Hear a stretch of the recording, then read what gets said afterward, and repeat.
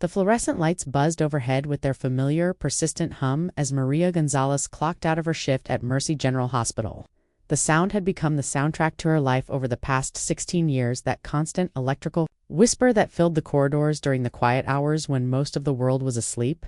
Her navy blue scrubs were wrinkled from the long day, bearing the invisible weight of countless patient interactions, emergency calls, and the endless rush between rooms that defined her 12-hour shifts. Her feet ached from the supportive but worn nursing shoes that had carried her through thousands of miles of hospital corridors, and the familiar weight of exhaustion pressed down on her shoulders like a heavy woolen blanket that she could never quite shake off. But tonight felt fundamentally different from the hundreds of other nights. She'd walked this same path to the parking lot. Tonight, the exhaustion carried with it a sharp, cutting edge of heartbreak that made each step toward the exit feel like walking through thick quicksand. Each footfall seemed to echo with the memory of her son's words from 3 days ago, words that had shattered something inside her that she wasn't sure could ever be properly repaired. Her phone buzzed in her pocket with the distinctive double vibration of a banking notification. For a split second, hope fluttered in her chest like a bird trying to escape. Maybe it was David. Maybe he'd reconsidered his position. Maybe he'd realized how cruel his words had been. But the notification was just another automated message from her banking app, coldly confirming the automatic payment that had just gone through. The final tuition payment for David's senior year at Columbia University. 4 years of payments, totaling nearly $200,000 when she added up all the tuition, fees, room and board, textbooks, and monthly allowances all made quietly from the shadows of her son's carefully curated life, all transferred from her accounts to his future without his knowledge or acknowledgement. The November air in Chicago bit at her cheeks with the kind of sharp cold that promised snow before Christmas. The wind carried the scent of the lake and the exhaust from the evening rush hour, a mixture that had become as familiar to her as her own reflection. Her 2008 Honda Civic sat under one of the parking lot's flickering lights, looking tired and weathered in the harsh illumination. The car's silver paint had faded to an almost gray color over the years, and there was a small dent on the passenger side door from a shopping cart incident. 3 years ago damage she'd never had the extra money to fix, though she'd gotten estimates twice. The car had 180,000 miles on it now, and she babied it with regular oil changes and prayers, knowing that replacing it was financially impossible as long as David's tuition payments continued. She slid into the driver's seat, her body settling into the worn upholstery that had molded itself to her shape over the years. The seatbelt buckle was temperamental, requiring a specific angle and just the right amount of pressure to engage properly, one of those small frustrations that you learn to work around when you can't afford to fix them. She sat there for a long moment, hands resting on the steering wheel, staring through the windshield at the stream of other hospital workers heading to their cars. Some of them she recognized: Janet from pediatrics, Dr. Morrison from the ER, Luis from maintenance, who always had a friendly word and whose own son was starting community college in the spring. The memory of her phone conversation with David 3 days ago played in her mind with crystal clarity, each word etched into her consciousness like acid on glass. She could remember exactly where she'd been standing next to her small kitchen table, organizing the bills and financial aid documents that seemed to multiply like weeds. She could remember the hope in her voice when she'd answered the phone, the way her heart had lifted when she saw his name on the caller ID. "Mom, I need to tell you something important," David had said, his voice carrying that distant, formal tone he'd adopted somewhere during his sophomore year. It was the voice he used when he was trying to create emotional distance, when he wanted to sound older and more sophisticated than his 22 years. About graduation next month, her heart had leaped with anticipation. Finally, they were going to talk about the ceremony that had been circled on her calendar for months. She'd already started planning, in her mind requesting time off from both the hospital and her second job. Maybe buying a new dress from one of the discount stores. Certainly bringing her camera to capture every moment of her son receiving his degree in computer engineering. She'd even started looking at hotels in New York, trying to find something affordable that would still let her be close to campus for the ceremony. "I've been thinking about it extensively, and I think it would be better if you didn't come." The words had hit her like a physical blow, so unexpected and brutal that she'd actually reached out to steady herself against the kitchen counter. The phone had nearly slipped from her suddenly numb fingers, and for a moment she'd wondered if she'd misheard him, if the connection was bad, if this was some kind of misunderstanding that could be cleared up with a simple clarification. "What do you mean, mijo?" she'd asked, her voice barely above a whisper. "I mean exactly what I said, Mom. I don't want you there. I know how you get at these important events. You become overly emotional and loud, and you don't really understand how to fit in with the other families. Sarah's parents are coming, and they single quotes different from us. Sophisticated, educated. I just think it would be incredibly awkward for everyone involved. Sarah, the mysterious girlfriend he'd mentioned exactly twice in 4 years, and both times, only in passing, as if she were some casual acquaintance rather than someone important enough to influence major family decisions. Maria had never met her, never even seen a photograph. She didn't know what Sarah studied, where she was from, what her interests were, or what she thought about the young man Maria had raised with such care and sacrifice. Just like she'd never met any of his college friends, never been invited to visit his dorm room or his off-campus apartment, never been included in any meaningful part of his carefully compartmentalized college life. David, I'm your mother. I've worked so incredibly hard to make this moment possible for you. I know, and I do appreciate everything you've done for me. But this is my day, Mom, my achievement, and I want to be able to enjoy it without constantly worrying about, without worrying about how things will look, without worrying about being embarrassed by his mother. He didn't say those exact words, but they hung in the air between them like toxic smoke from a fire that was systematically burning down everything they'd once had together. The implication was clear. She was an embarrassment, a liability, someone who couldn't be trusted to behave appropriately in polite society now. Sitting in her car in the hospital parking lot 3 days later, Maria felt the familiar burning sting of tears threatening to spill over. She'd raised David completely alone since he was 8 years old, when his father Miguel had decided that the weight and responsibility of a family was too much for him to bear and had simply vanished one Tuesday morning while David was at Martin Luther King Jr. Elementary School. She'd found the note on their kitchen table next to his wedding ring, written in Miguel's careful handwriting on a piece of torn notebook paper. I'm sorry, Maria, I can't do this anymore. I thought I could, but I can't. Take care of David. He deserves better than me. That afternoon, when 8-year-old David had come home from school with his backpack dragging on the ground and grass stains on his knees from recess, he'd asked where Daddy was with the innocent directness that only children possess. Maria had knelt down in their small living room, looked into his serious brown eyes that were so much like her own, and made a promise that would shape the next 14 years of their lives.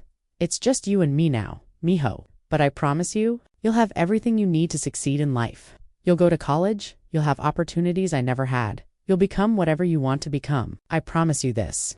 She'd kept that promise through everything that followed, even when it meant working double shifts at the hospital until her feet swelled and her back ached.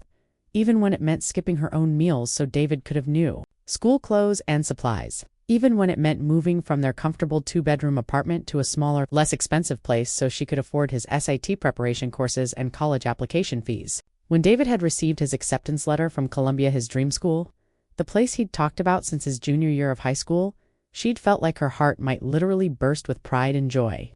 The financial aid package covered a significant portion of the costs, but there was still that enormous gap between what the university expected families to pay and what a single mother working as a registered nurse could reasonably afford. Nearly $50,000 a year. That had to come from somewhere, somehow. That somewhere had become her carefully hidden second job at Morrison's Diner, serving coffee and hamburgers and listening to drunk college students complain about their problems from 11 p.m. to 6 a.m. After completing her 12-hour hospital shifts, she'd never told David about the diner job, had never mentioned the exhaustion that came from working 18 hours a day, 6 days a week. When he'd asked during their increasingly rare phone calls why she sounded so tired, why her voice seemed strained and worn, she'd simply say she'd picked up some extra shifts at the hospital. It wasn't entirely a lie. She did work extra shifts whenever they were available, but it was a careful omission of the full truth about what his education was costing her. Maria started the car, listening to the engine turn over with the slight hesitation that had developed over the past few months, another repair she couldn't afford but would have to address soon. She pulled out of the parking lot slowly, joining the stream of evening traffic that moved through the city like blood. Through arteries, the drive home took her through neighborhoods that told the story of her life in reverse chronological order, each area representing a different chapter of dreams and compromises. First, she drove past the tree-lined streets of Lincoln Park, where stately brownstones and modern condominiums housed families like Sarah's probably did the ones David thought were sophisticated, the ones with trust funds and summer homes and parents who attended charity galas. These were the people who could write tuition checks without working double shifts.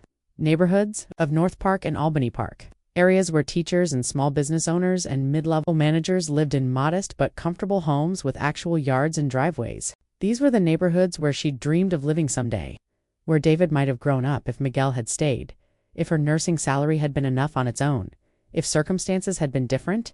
She'd driven through these areas, countless times over the years, sometimes fantasizing about what it would be like to live in a place where you didn't have to worry about whether the rent increase would force you to move again. Finally, she arrived in her own neighborhood of Pilsen, where the buildings carried the beautiful murals and cultural heritage of the Mexican-American community, and where dreams often felt just a little bit further away but were held onto with fierce determination.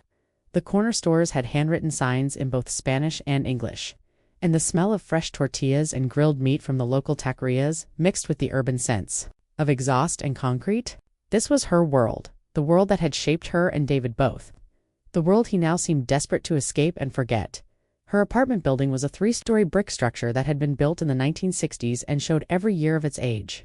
The red brick had faded to a dusty brown, and the mortar between the bricks was cracking in places, creating small gaps where weeds sometimes grew during the warmer months. The small lobby smelled perpetually, like a mixture of industrial cleaning products and whatever Mrs. Rodriguez was cooking in apartment 1A tonight. It was pozole, rich and hearty and filling the air with the scent of hominy and pork and dried chiles. Mrs. Rodriguez had been making that same pozole every Thursday for the 6 years Maria had lived here, and the familiar smell had become a comfort, a sign that some things in the world remained constant and reliable. Maria climbed the worn-carpeted stairs to the second floor, her key sticking slightly in the lock of apartment to be the way it had. For the past 6 years, you jiggled the key just so, applied pressure at exactly the right angle, and eventually, it would turn. It was a metaphor for her entire existence, making do, adapting, finding ways to work within the constraints of limited resources and endless responsibilities.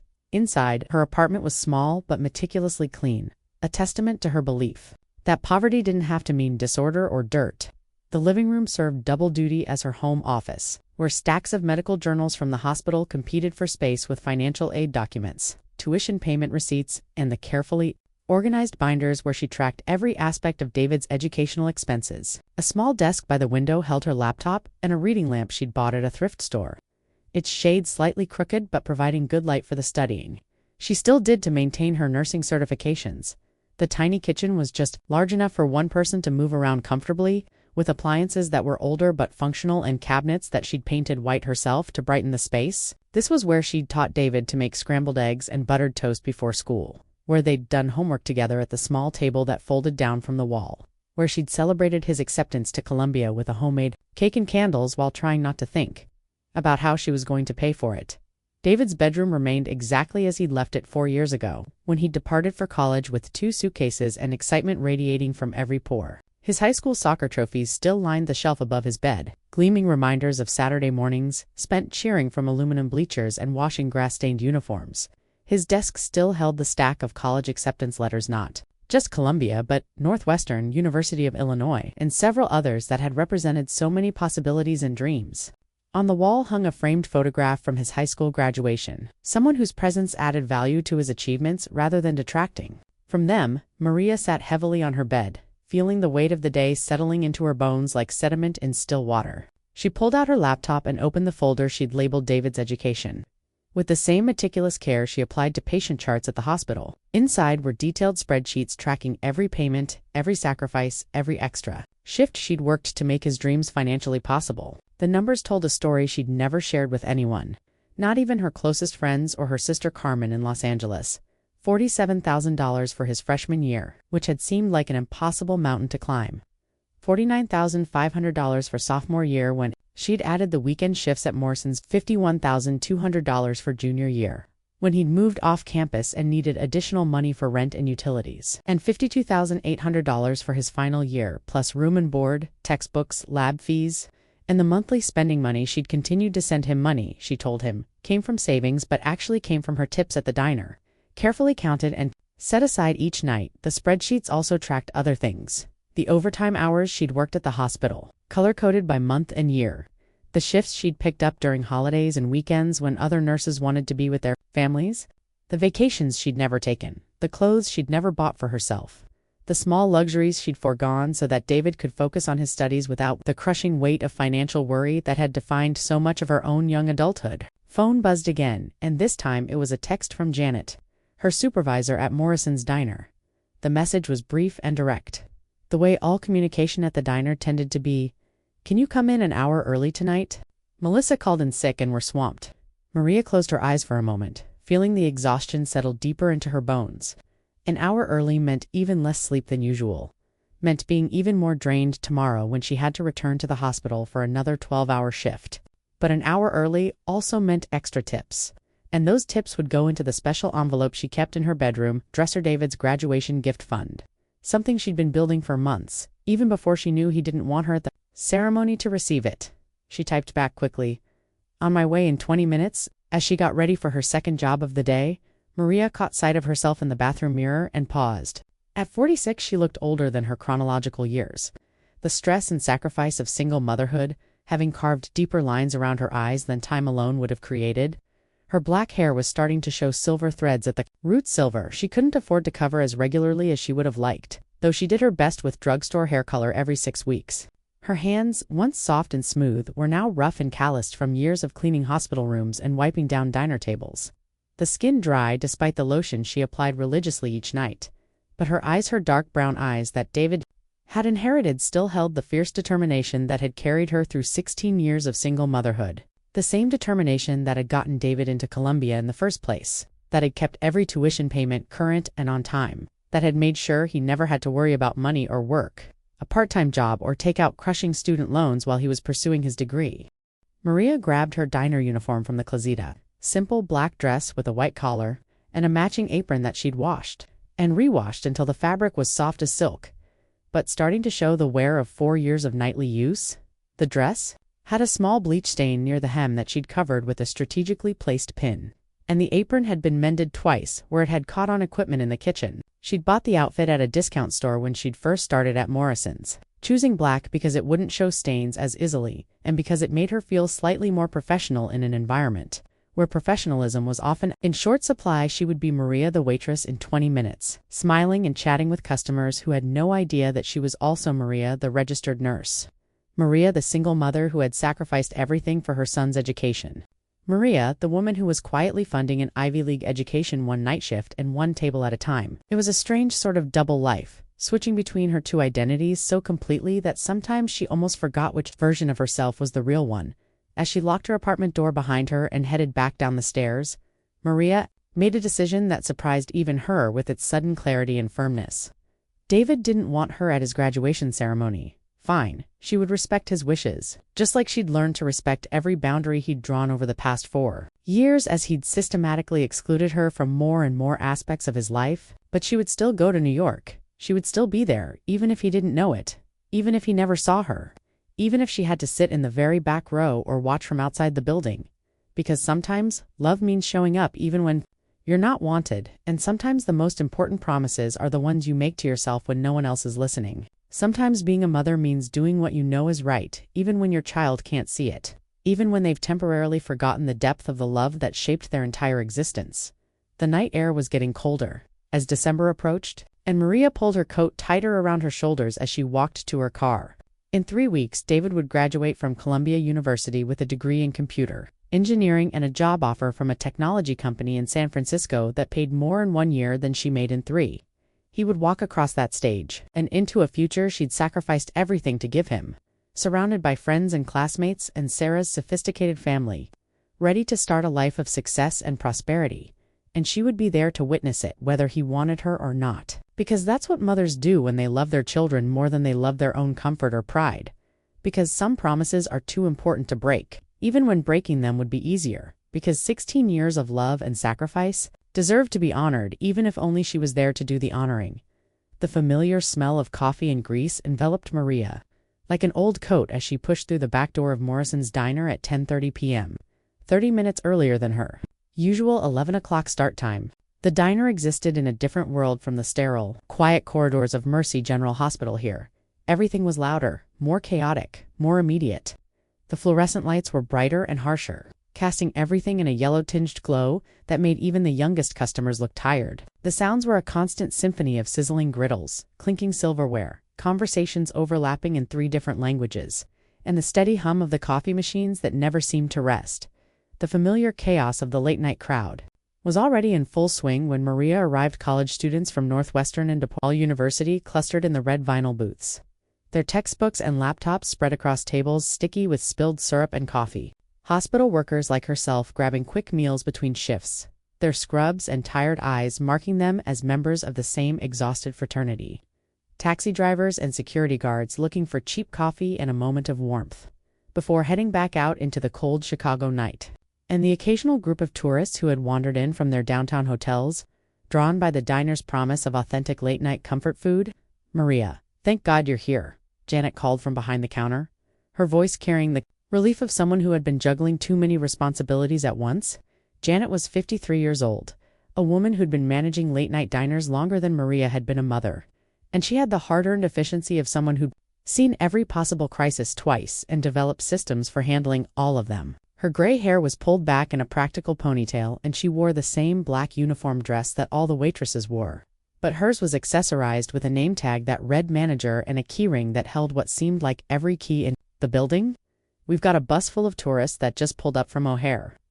Table 6 has been nursing 1 cup of coffee for an hour while asking for extra everything they can think of.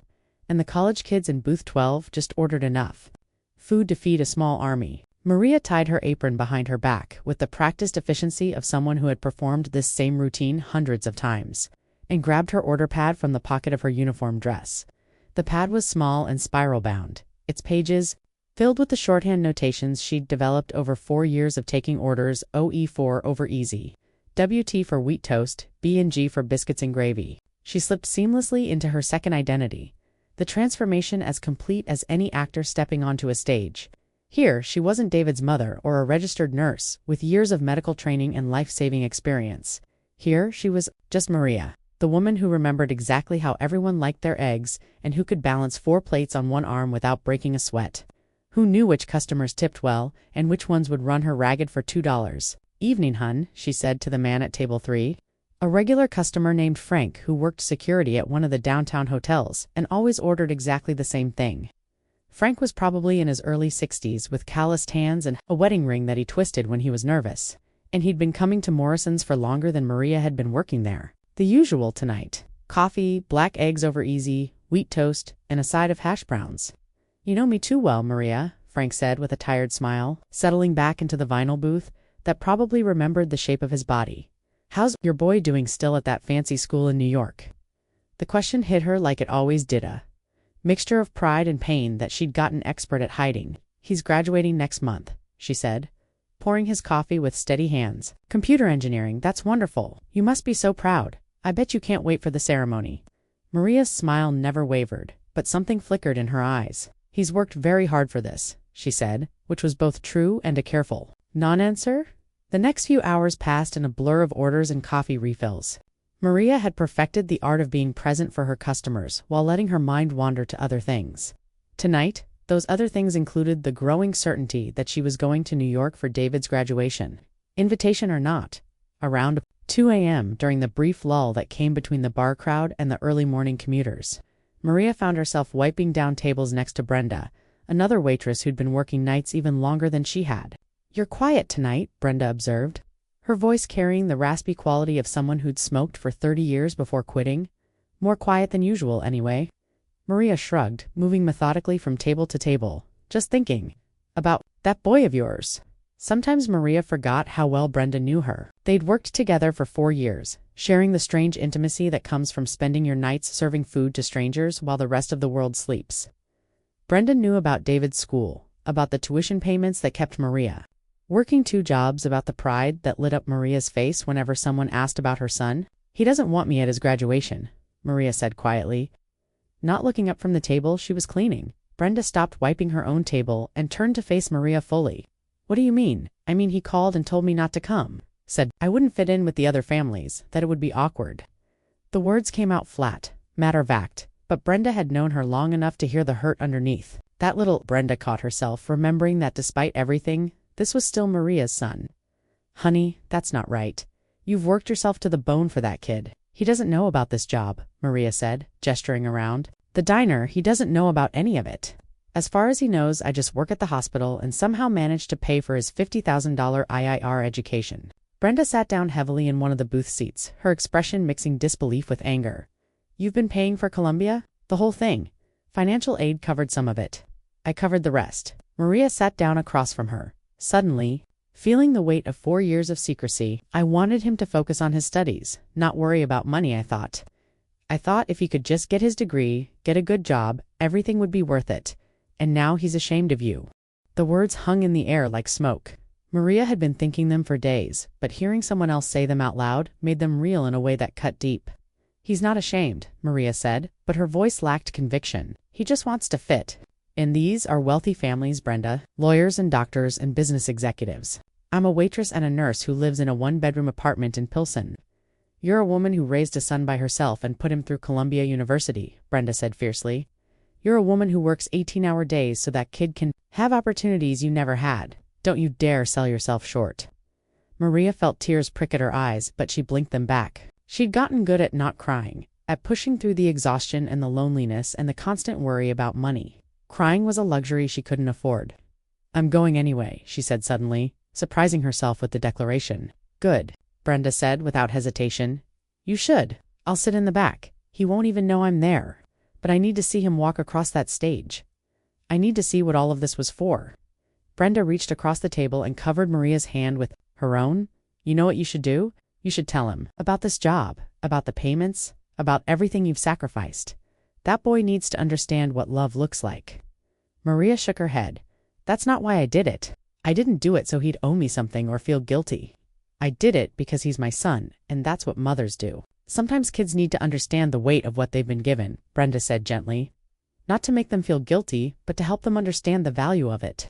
To help them understand you. Before Maria could respond, the bell above the diner's door chimed and a group of late-night customers walked in. The conversation was over. But Brenda's words followed Maria through the rest of her shift by 6 a.m.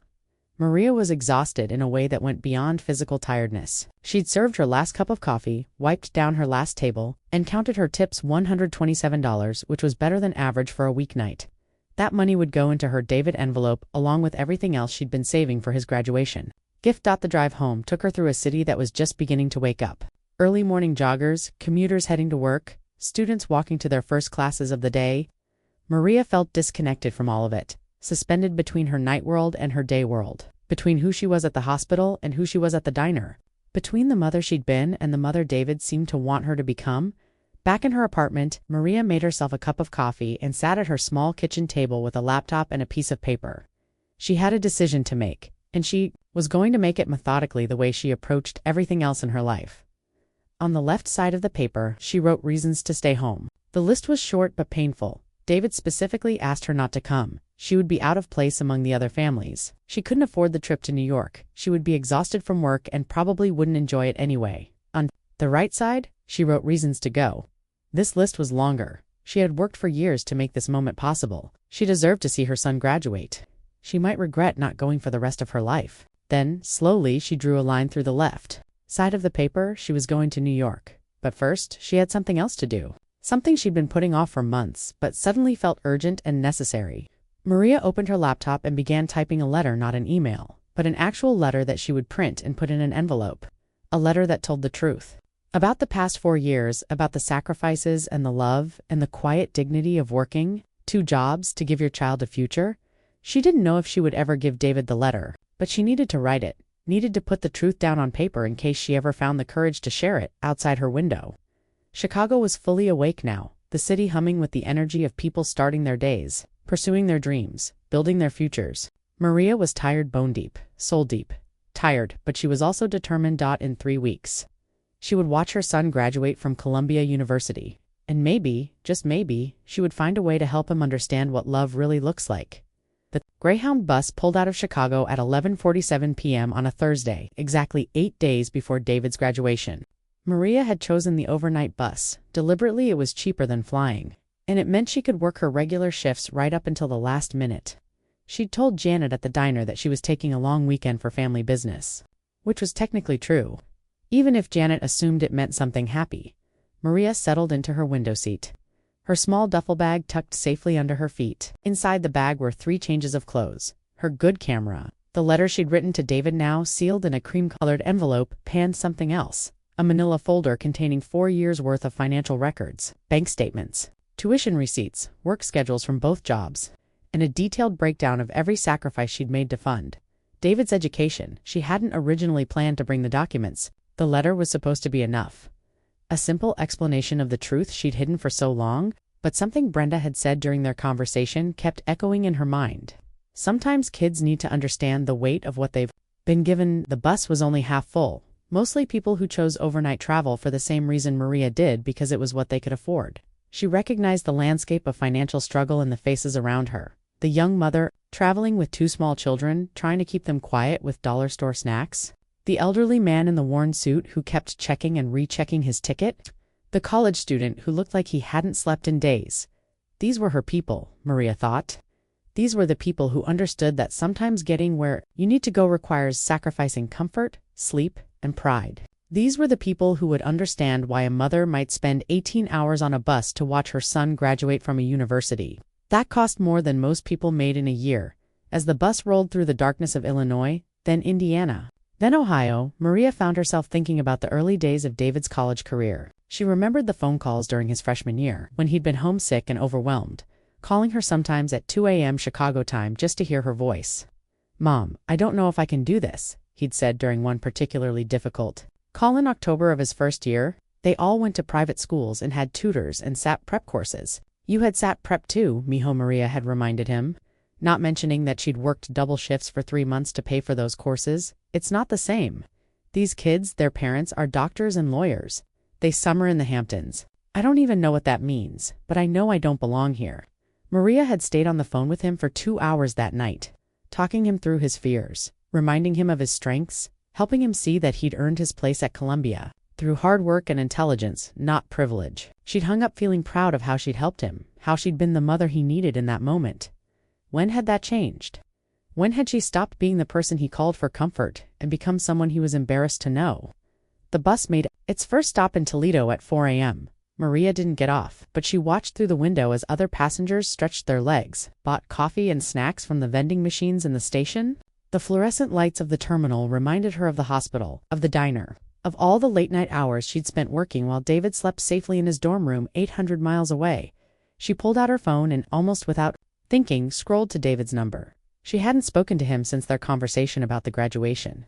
Hadn't tried to change his mind or argue with his decision. But sitting on this bus, surrounded by strangers who were all traveling toward something important, she suddenly wanted to hear his voice. It was 5 a.m. in New York. He would be asleep in his apartment, the off-campus place he'd moved to junior year, the one she'd never seen but helped pay for through her monthly allowance checks. She started to type a text message, then stopped. What would she say? "I'm on a bus to New York, even though you don't want me there. I've been working nights at a diner for 4 years to pay for your education. I miss the boy who used to call me when he was scared." Instead, she put the phone away and pulled out the letter she'd written. In the dim light of the bus, she read her own words, "My dearest David. By the time you read this, you will have graduated from Columbia University with a degree in computer engineering. You will have achieved something that neither your father nor I ever dreamed possible when you were born. You will have opportunities that stretch out before you like an open road, and you will be able to choose the life you want to live. I want you to know that watching you grow into the man you've become has been the greatest privilege of my life. From the day your father left, I promised myself that you would never want for anything, that you would have every chance to succeed. I hope I've kept that promise. What you don't know is how that promise was kept. ... Asterisk, the letter went on for 3 pages, detailing the financial sacrifices, the second job, the nights she'd gone without sleep, the meals she'd skipped, the dreams she'd deferred. But it also talked about the joy she'd found in his success, the pride that had sustained her through the hardest moments, the love that had made every sacrifice feel worthwhile. She'd ended it simply. "I don't tell you this to make you feel guilty or obligated. I tell you this because I want you to understand that love isn't just a feeling, it's a choice. Made every day, sometimes in big ways and sometimes in small ones. You are loved, David. You have always been loved, and that love will follow you wherever your life takes you, whether I'm invited or not. Your mother always..." Maria. The bus pulled into New York City at 2:47 p.m. on Friday afternoon. Maria had dozed fitfully during the journey, her sleep interrupted by stops in Cleveland and Buffalo, by the crying baby in the seat behind her, by her own anxiety about what she was doing. As the familiar skyline came into view, she felt a mixture of excitement and terror that made her stomach clench. She'd been to New York exactly once before, when David was a senior in high school and they'd come for his Columbia interview. She remembered how wide his eyes had gotten as they'd walked through the campus, How he'd gripped her hand tightly as they'd sat in the admissions office waiting for his interview. He'd been her little boy then, nervous and eager and still willing to let his mother see his vulnerability now. As Maria made her way through Port Authority bus terminal with her small duffel bag, she felt like a stranger in her son's city. The noise and crowds were overwhelming, the pace of life so much faster than Chicago. She'd booked a room at a modest hotel in Queens, the cheapest option she could find that was still safe and clean, and the subway ride there gave her a chance to collect herself, to prepare for what came next. The hotel room was small and generic, with thin walls and a view of a brick building across the street, but it was clean, and it was hers for 3 nights. And it was close enough to Manhattan that she could get to Columbia for the graduation ceremony on Sunday. Maria sat on the edge of the bed and looked around the room that represented another financial sacrifice. The hotel, the bus ticket, the time off work, it was money she didn't really have. For a trip her son didn't want her to take, but sitting there in the late afternoon light filtering through the small window, she felt something she hadn't felt in a long time, a sense of rightness, of being exactly where she needed to be. She had made it to New York in 2 days. She would watch David graduate from Columbia University. And somewhere in between now and then, she would decide whether to give him the letter and the folder of financial records, whether to show him the truth about the past 4 years, whether to risk everything on the hope that understanding might lead to forgiveness. Outside her hotel window, New York City hummed with energy and possibility. Maria Gonzalez, registered nurse and diner waitress, single mother and keeper of secrets, had 18 hours to decide what kind of mother she wanted to be at her son's graduation. The choice, like so many others over the past 4 years, was entirely hers. Sunday morning dawned gray and drizzly in New York City, the kind of weather that makes everything look slightly blurred around the edges. Maria stood at her hotel room window watching people hurry along the sidewalk below with umbrellas and newspapers held over their heads. In 3 hours, David would walk across the stage at Columbia University and receive his diploma. In 3 hours, she would see the culmination of 4 years of sacrifice and love and quiet determination.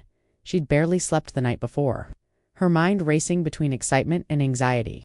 The letter and the folder of financial documents lay on the small hotel desk, waiting for a decision she still hadn't made.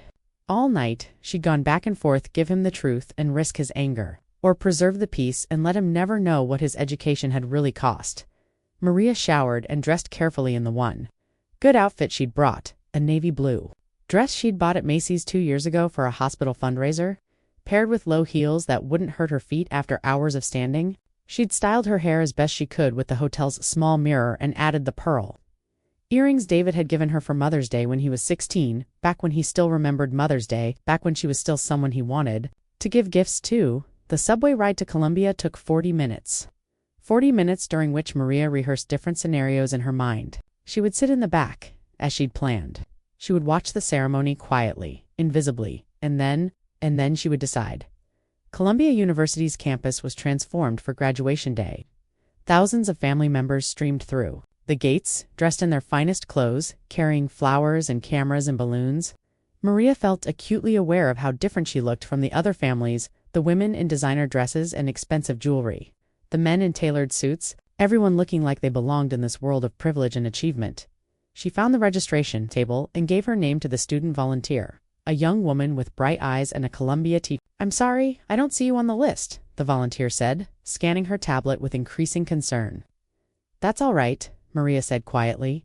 "I wasn't officially invited. I'm David Gonzalez's mother, and I was hoping to just sit in the back somewhere." The volunteer looked confused. "But every graduate gets tickets for family. Are you sure you're not on the list?" Maria felt heat rise in her cheeks. "My son, he decided he'd prefer if I didn't attend." The words hung in the air between them, and Maria watched as understanding dawned on the young woman's face. For a moment, she looked like she might cry this stranger who was probably not much older than David himself. "Ma'am," the volunteer said softly, "I think there might be some extra seats in the back. Let me check with my supervisor." 5 minutes later, Maria found herself with a legitimate ticket to her son's graduation ceremony. The supervisor, a middle-aged woman with kind eyes, had simply said, "Every mother deserves to see her child graduate," and had marked Maria's name on the attendance list as if she'd always belonged there. The ceremony was held in Columbia's historic Low Library, with its grand columns and sweeping steps. Maria found her seat in the very back row, partially hidden behind a column, where she could see the stage but remain invisible to most of the crowd. She clutched her camera in one hand and, almost without realizing it, the sealed envelope containing David's letter in the other. As the graduates began filing in, Maria scanned the crowd for David's familiar figure. When she spotted him, her breath caught in her throat. He looked so handsome in his cap and gown, so serious and grown-up. But there was something else, a confidence in his bearing that she'd never seen before, a sense of belonging that made her both proud and sad. He'd found his place in this world, but somehow that place didn't include her. She could see him scanning the crowd, probably looking for Sarah and her family. Maria had never met Sarah, had only heard her mentioned in passing during David's infrequent phone calls. She wondered what kind of family Sarah came from, what they thought of David, whether they knew about his mother, who worked 2 jobs in Chicago, or if he'd created some other story too. Explain his background. The ceremony began with speeches from university officials and distinguished alumni. Maria tried to pay attention, but her eyes kept drifting to David, cataloging every detail of this moment she'd worked so hard to make possible. When the dean began calling names for the engineering graduates, her heart started pounding so hard she was sure the people around her could hear it. David Miguel Gonzalez. Her son's full name echoed across the courtyard, and Maria watched as he walked confidently across the stage. The dean shook his hand, handed him his diploma, and David smiled a wide, genuine smile of achievement and joy. Maria lifted her camera and captured the moment, tears streaming down her face despite her efforts to remain composed. This was it. This was what 4 years of 18-hour days had been for. This was what all the exhaustion and sacrifice and loneliness had purchased. Her son's future, stretching out before him, bright and limitless. As David walked off the stage, diploma in hand, Maria saw him looking around the crowd again. For just a moment, she thought he might be looking for her, might have changed his mind about wanting her there. But then she saw him wave to someone in the middle section, a young blonde woman who must be Sarah, flanked by a well-dressed couple who were probably her parents. The ceremony continued, but Maria barely heard the rest of it. She watched David rejoin his classmates, watched him hug friends and pose for pictures with people she'd never met. She watched him live in a world she'd paid for but wasn't invited to inhabit. When the ceremony ended, families began streaming toward the reception area where graduates would meet their loved ones. Maria hung back, uncertain. Her plan had been to leave quietly, to slip away now that she'd seen what she'd come to see. But something held her in place, the weight of the letter in her hand. The 4 years of truth that David didn't know. The growing certainty that some things needed to be said, whether they were welcome or not. She followed the crowd to the reception area, staying at the edges, watching as David was surrounded by wishers. Sarah's family looked exactly as Maria had imagined, polished, wealthy, comfortable in their own importance. Sarah's father was shaking David's hand with the hearty enthusiasm of someone welcoming him into the family. And Sarah's mother was taking pictures with the expensive camera that probably cost more than Maria made in a month at the diner. David looked happy, genuinely, radiantly happy in a way Maria hadn't seen in years. Part of her wanted to preserve that happiness, to slip away quietly and let him enjoy this moment without the complication of her presence. But a larger part of her, the part that had worked nights for 4 years, the part that had sacrificed everything for this moment, knew that she couldn't leave without him understanding what his happiness had cost. Maria took a deep breath and began walking across the reception area toward her son. With each step, conversations seemed to pause around her. She was aware of curious glances, of people wondering who this woman was who looked so different from the other families, who carried herself with quiet dignity but wore clothes that spoke of financial struggle rather than success. David was in the middle of telling some story to Sarah's parents when he looked up and saw her. The color drained from his face and his smile froze in place. For a moment, neither of them moved. David, Maria said quietly when she reached the group, "Congratulations, mijo. I'm so proud of you, Mom." His voice was flat, carefully controlled. "What are you doing here? I thought we discussed this." Sarah and her parents looked between David and Maria with obvious confusion. Sarah was a pretty girl, probably around 22, with the kind of blonde hair that came from expensive salons and the confident posture of someone who'd never worried about money. "You must be Mrs. Gonzalez," Sarah said, extending her hand, with a smile that seemed genuine if uncertain. "I'm Sarah. David's told me so much about you." Maria shook Sarah's hand, noting the softness of her palm, the manicured nails, the expensive watch on her wrist. "It's nice to finally meet you," Maria said, though David's expression suggested he'd told Sarah very little about his mother at all. "And these are my parents," Sarah continued, gesturing to the well-dressed couple beside her, Dr. and Mrs. Wellington. Dr. Wellington stepped forward with the practiced charm of someone accustomed to social situations. "Wonderful to meet you, Mrs. Gonzalez. You must be so proud of David. What an accomplished young man. I am very proud, Maria said simply, her eyes never leaving David's face. She could see the tension in his jaw, the way his hands had clenched slightly at his sides. He was mortified by her presence, embarrassed by the contrast she presented to Sarah's polished family. David was just telling us about his new position in San Francisco, Mrs. Wellington said, her voice carrying the kind of refined accent that spoke of private schools and country clubs. Such an exciting opportunity. You must be thrilled that he'll be making such a good living. Maria felt the bitter irony of the comment. David would indeed be making a good living, more money than she'd ever dreamed of. Money that would allow him to finally escape the world of financial struggle she represented, to fully embrace the life of privilege he'd been preparing for these past 4 years. Mrs. Gonzalez, Dr. Wellington continued, what line of work are you in? The question hung in the air like a challenge. Maria was acutely aware of David holding his breath, of the way his eyes had gone wide with panic.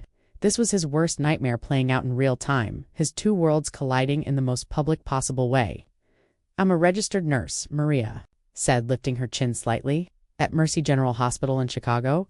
It wasn't a lie, but it wasn't the whole truth either. She could see the relief in David's eyes. The assumption that she would keep their family's financial struggles private, that she would maintain the fiction that somehow a nurse's salary had been enough to fund his Ivy League education.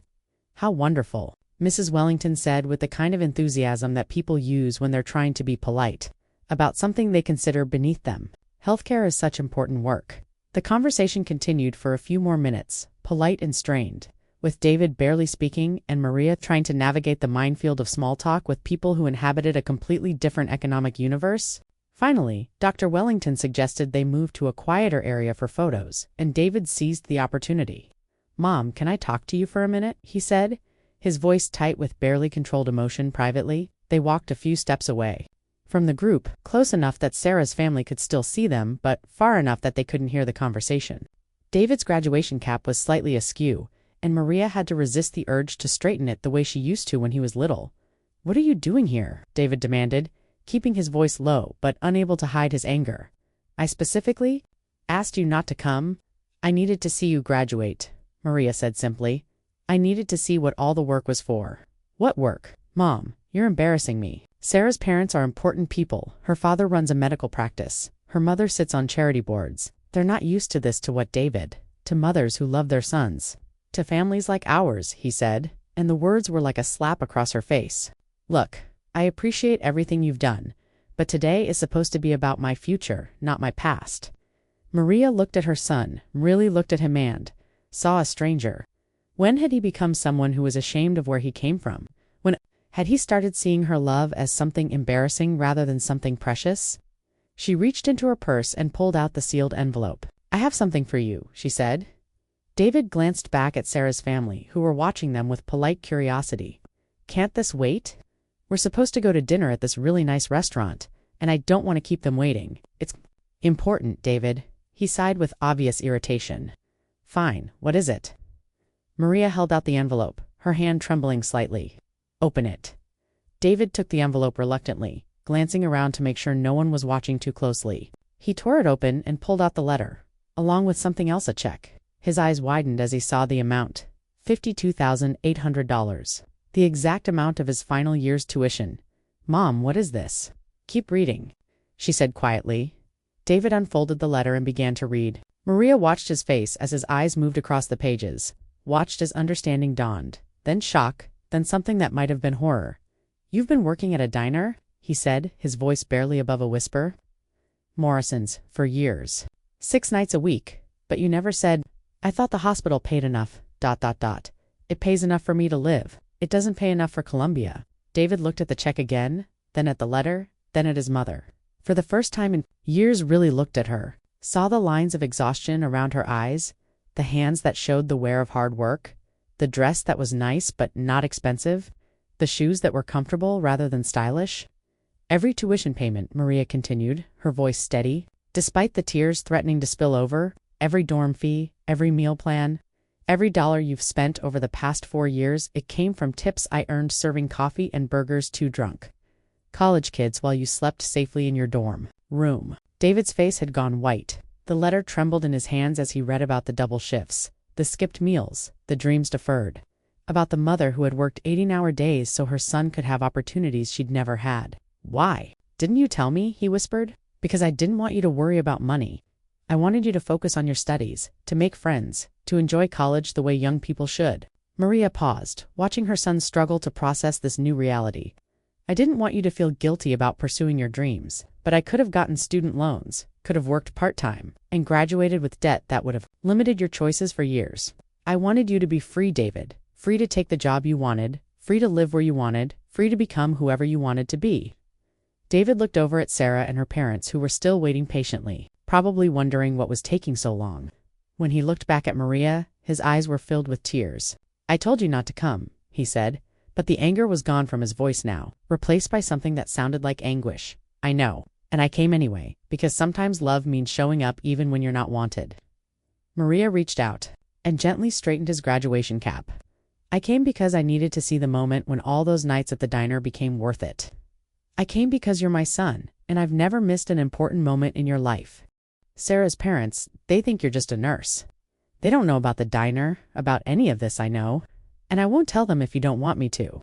I'm not here to embarrass you, David. I'm here because I love you. David stared at the check in his hands. "This is the final payment. The last one. As of today, your education is completely paid for. You're free, mijo. Free to start your life without any debt, without any obligation to anyone." She paused, her voice catching, "Slightly, including to me." The silence stretched between them, filled with 4 years of unspoken truth. Around them, other families were celebrating, taking pictures, making plans for dinner. But in their small bubble of space, mother and son were finally seeing each other clearly for the first time in years. "I don't know what to say," David whispered. "You don't have to say anything. Just ... Just be happy, be successful, live the life I worked so hard to give you." Maria managed a smile through her tears. "And maybe, someday, call your mother once." In a while, David looked at her really, looked at her hand for a moment. She saw her little boy again. The 8-year-old who had cried when his father left, the high school senior who had gripped her hand during his Columbia interview, the freshman who had called her at 2 a.m. when he was homesick and scared. "Mom," he said, his voice breaking on the word "yes, mijo. I'm sorry. I'm so sorry." Maria reached up and cupped his face in her hands, the same hands that had changed his diapers and packed his lunches and worked double shifts to pay for his dreams. "There's nothing to be sorry for. You became exactly who I hoped you would become. You just forgot where you came from for a little while." David pulled her into a hug then, a real hug, the kind they used to share when he was younger. Maria closed her eyes and held her son close, breathing in the scent of his success. Feeling the solid reality of his achievement against her chest, when they broke apart, David wiped his eyes with the back of his hand. "Will you ... Will you come to dinner with us? I want Sarah and her parents to really meet you. I want them to know about the diner, about everything you've done." Maria looked over at Sarah's family, still waiting patiently by the reception table. They looked like nice people despite their wealth and privilege, and Sarah seemed genuinely kind even if she lived in a world Maria had never inhabited. "Are you sure?" Maria asked. "I didn't exactly dress for a fancy restaurant." David looked at his mother, at her simple dress, her comfortable shoes, her hands that told the story of hard work and sacrifice. "You look perfect," he said, and for the first time in 4 years, he meant it. As they walked back toward Sarah and her parents, David carefully folded the letter and tucked it into his jacket pocket, along with the check that represented the final payment on his freedom. But he was beginning to understand that freedom wasn't about escaping where you came from, it was about honoring it, carrying it with you as you moved forward into whatever came next. "Sarah," he said, as they rejoined the group, "I'd like you to meet my mother, really meet her. She's the reason I'm standing here today, and she's got some stories I think you'd like to hear." Maria squeezed her son's arm gently and smiled at the young woman who might someday be her daughter-in-law. For the first time in 4 years, she felt like she belonged in David's world, not because she'd changed, but because he'd finally remembered that she'd always been the foundation everything else was built on. The rain had stopped, and the late afternoon sun was breaking through the clouds, casting everything in golden light. Maria Gonzalez, registered nurse and diner waitress, single mother and keeper of secrets, walked toward an expensive restaurant in Manhattan with her son and his chosen family, carrying herself with the quiet dignity of someone who had sacrificed everything for love and had finally been recognized for the hero she'd always been. Behind them, Columbia University stood proud and timeless, its buildings filled with the dreams of thousands of students and the sacrifices of thousands of parents who had worked to make those dreams possible. And in the distance, the city hummed with the energy of people pursuing their futures, supported by the love of those who believed in them even when they forgot to believe in themselves. Some stories end with grand gestures and dramatic revelations. But the best stories, the truest ones, end with understanding, with the quiet recognition that love is not just a feeling but a daily choice, made in small moments and large ones, by people who show up even when they're not invited, who sacrifice even when it's not acknowledged, who love fiercely and completely and without condition. David's graduation day had ended, not with shame or embarrassment, but with the beginning of a new understanding between mother and son. And as they walked together into the golden afternoon, both of them knew that the real education, the one about love and sacrifice, and the true meaning of success was just beginning.